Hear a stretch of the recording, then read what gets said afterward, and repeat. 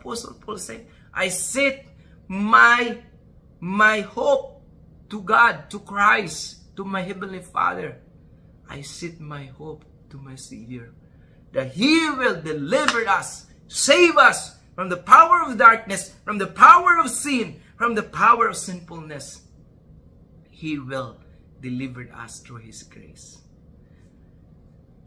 My friend, no matter what we encountered in life,